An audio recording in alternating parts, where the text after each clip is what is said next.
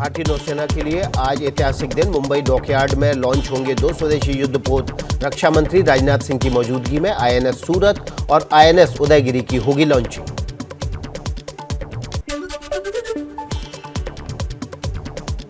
प्रधानमंत्री मोदी का आज सुबह 11 बजे TRAI के सिल्वर जुबली समारोह में संबोधन। 5G टेस्ट बेड लॉन्च करेंगे। डाक टिकट भी जारी होगा।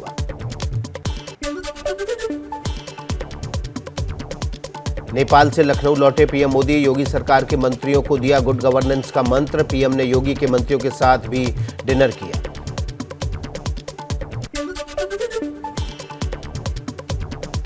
सीएम योगी ने लखनऊ का नाम बदलने के संकेत दिए। पीएम मोदी के लखनऊ पहुंचने पर योगी का ट्वीट लिखा, शेषावतार भगवान लक्ष्मण की नगरी लखनऊ में आपका स्वागत है।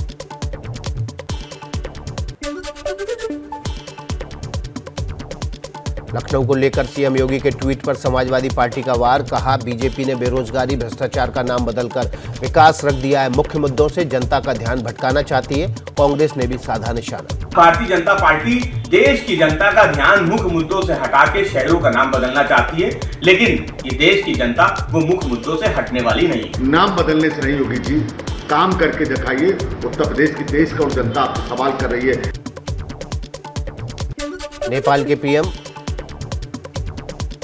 नेपाल के पीएम देउबा के साथ द्विपक्षीय बातचीत। 6 से ज्यादा समझौते हुए। भारत की मदद से नेपाल में विकसित होगी अरुण 4 जल विद्युत परियोजना।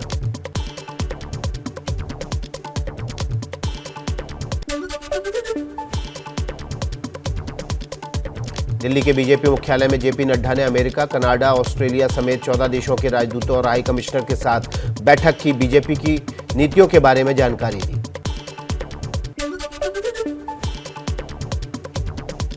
बीजेपी अध्यक्ष जेपी नड्डा की अनुसूचित जाति के नेताओं से मुलाकात। आज सुबह 10 बजे होगी बैठक।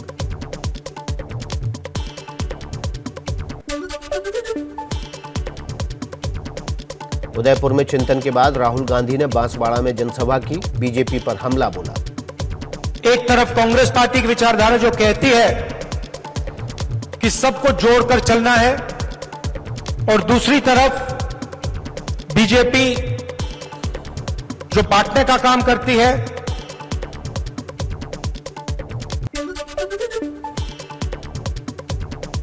एमएनएस प्रमुख राज ठाकरे की अयोध्या यात्रा पर बढ़ा विवाद। बीजेपी नेता ब्रजभूषण शरण सिंह के समर्थन में उतरी जेडीयू। केसी त्यागी ने कहा, अपना रिटर्न टिकट साथ लेकर आए। लखनऊ एयरपोर्ट से बाहर नहीं निकलने देंगे। हम उनको प्रवेश नहीं करने देंगे अयोध्या की भूमि में। और हमारा ये भी कहना है कि वो अपना लौट फेयर का टिकट जो है ना मुंबई का तैयार रखें।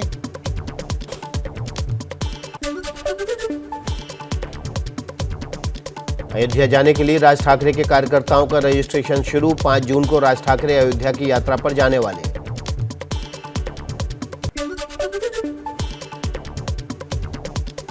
क्षेत्रीय दलों को लेकर राहुल गांधी के बयान के बाद महाराष्ट्र कांग्रेस का एनसीपी पर बड़ा आरोप। कहा, पिछले 2.5 साल से एनसीपी ने महाराष्ट्र में कांग्रेस को खत्म करने का काम शुरू किया है। कांग्रेस सदस्यों को विकास निधि नहीं दी जा रही।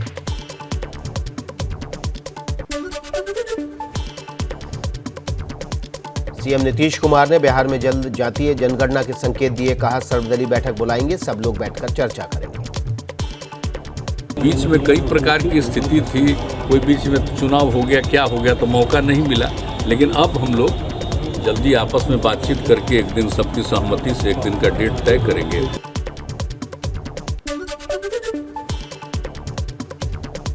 नीतीश की मंत्री जमा खान ने सीएम योगी से मुलाकात कर मांगी मदद। पुल और सड़क निर्माण के अलावा नक्सलियों पर अंकुश लगाने में सहयोग मांगा।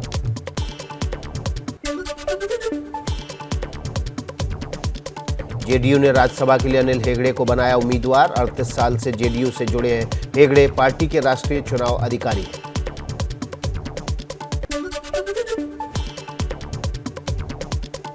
जम्मू कश्मीर के सोपोर में लश्कर के 2 आतंकी गिरफ्तार। आतंकियों के नाम मुबशीर और आबिद अयूब डार। आतंकियों के पास से हथियार भी बरामद हुए।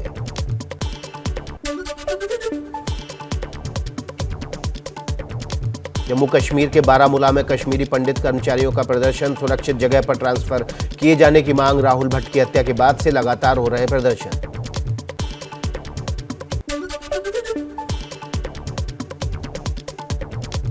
दिल्ली के सीएम अरविंद केजरीवाल को आई कश्मीर पंडितों की याद, बोले पूरी सुरक्षा देंगे, दिल्ली में रहने वाले पंडितों की पूरी मदद करेंगे।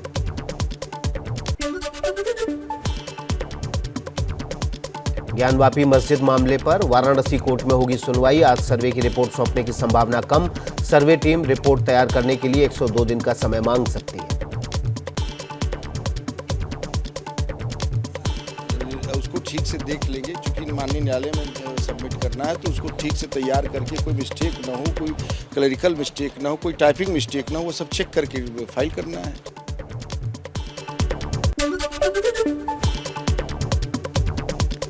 ज्ञानवापी में वजू खाने को सील करने के वाराणसी कोर्ट के आदेश को आज हाईकोर्ट में चुनौती देगा मुस्लिम पक्ष, आदेश देने वाले जज को भी पक्षकार बनाएगा।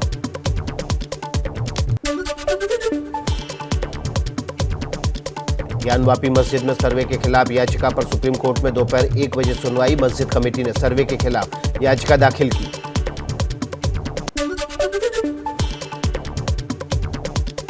ज्ञानवापी सर्वे विवाद पर हिंदू सेना भी पहुंची सुप्रीम कोर्ट, अंजुमन इंतजामिया की अर्जी खारिज करने की मांग की, कहा यह मामला प्लेसेस ऑफ वर्शिप एक्ट के तहत आता ही नहीं।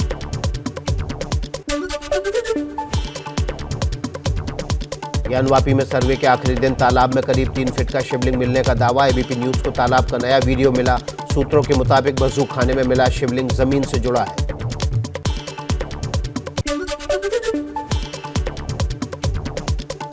ज्ञानवापी मस्जिद में सर्वे के दौरान शिवलिंग मिलने का हिंदू पक्ष का बड़ा दावा, वाराणसी कोर्ट के आदेश पर शिवलिंग मिलने वाली जगह सील की गई। इसकी नंदी प्रतीक्षा कर रही थी, वो बाबा मिल गए। बाबा मिल गए, बाबा मिल गए।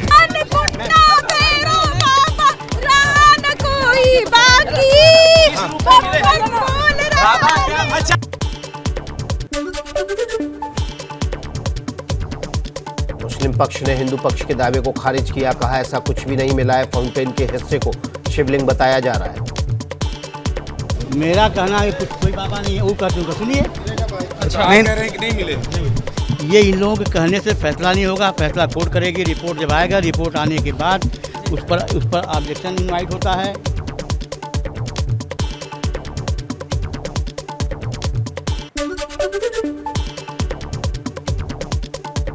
ज्ञानवापी मस्जिद के तालाब का एक वीडियो सामने आया है, तालाब की सफाई करते दिख रहे हैं मुस्लिम लोग, तालाब में दिख रहे कुएं जैसी चीज में शिवलिंग होने का दावा किया जा रहा है।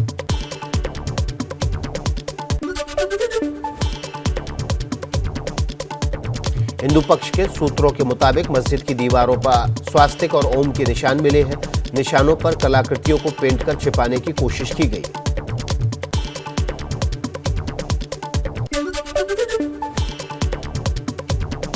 बीजेपी नेता शलभ मणि त्रिपाठी ने भी वजू खाने का एक और वीडियो ट्वीट किया, वजू खाने में शिवलिंग होने का दावा किया।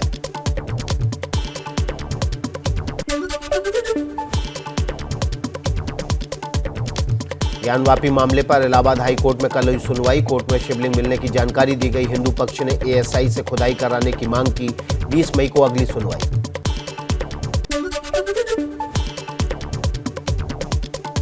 छब्बीस साल पहले 1996 में ज्ञानवापी के सर्वे के दौरान भी मिले थे हिंदू मंदिर के अवशेष, ज्ञानवापी मस्जिद की दीवारों के चारों तरफ मिली थी प्राचीन काल की पुश्ती, एबीपी न्यूज के पास एक्सक्लूसिव दस्तावेज।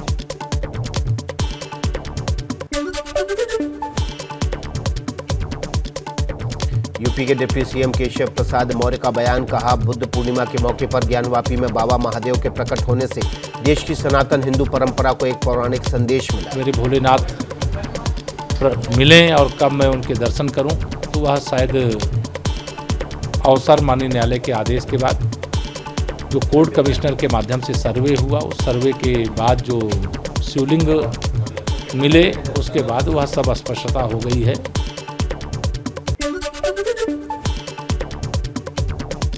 ज्ञानवापी मस्जिद में शिवलिंग मिलने पर विश्व हिंदू परिषद ने जताई खुशी, वीएचपी नेता आलोक कुमार ने कहा, आशा करता हूं कि साक्ष्य का सभी आदर करेंगे। मैं आशा करता हूं कि इस साक्ष्य को समस्त देशव्यापी अब स्वीकार करेंगे, इसका आदर करेंगे और इसकी जो स्वाभाविक परिणतियां हैं उस तरफ भी देश बढ़ेगा।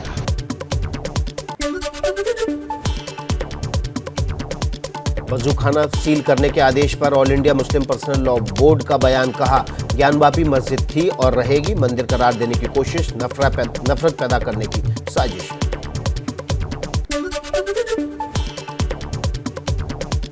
ज्ञानवापी सर्वे पर पीडीपी अध्यक्ष महबूबा मुफ्ती का बड़ा बयान, कहा मुद्दों से ध्यान हटाना चाहती बीजेपी, इनको मस्जिद में ही भगवान मिलते हैं।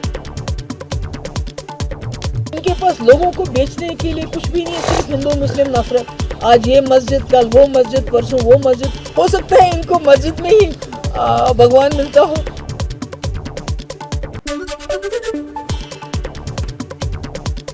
ज्ञानवापी मस्जिद पर कोर्ट के फैसले को लेकर एआईएमआईएम प्रमुख ओवैसी ने नाराजगी जाहिर की। एबीपी न्यूज से कहा, बिना मुस्लिम पक्ष को सुने वाराणसी कोर्ट ने तालाब सील क्यों किया, सुप्रीम कोर्ट का फैसला क्यों नहीं। भारत के संविधान की और 1991 एक्ट की सुप्रीम कोर्ट के फैसले की धज्जियां उड़ाई जा रही हैं। मुझे इस बात की तकलीफ है कि लोअर कोर्ट सुप्रीम कोर्ट के खिलाफ जा सकता है।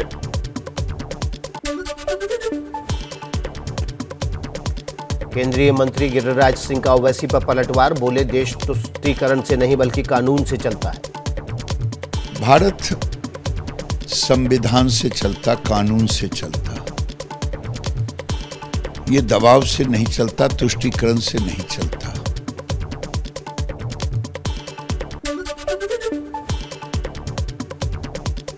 अयोध्या में रामलला का दर्शन करने पहुंचे कांग्रेस नेता प्रमोद कृष्णन ने ज्ञानवापी मामले पर खुशी जाहिर की, कहा हमारी आस्था से जुड़ा ये चमत्कारी विषय है। ये बहुत ही अद्भुत और चमत्कारिक विषय है, हमारी आस्था से जुड़ा हुआ विषय है, लेकिन क्योंकि मामला कोर्ट के विचाराधीन है, न्यायालय के किसी भी निर्देश का सम्मान करना हमारा परम कर्तव्य है। हम न्यायालय के फैसले का स्वागत करते हैं।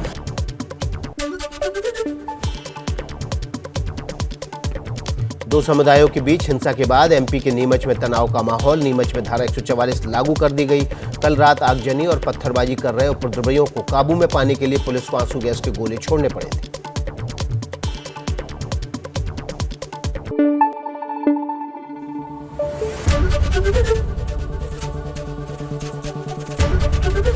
एबीपी न्यूज आपको रखे आगे।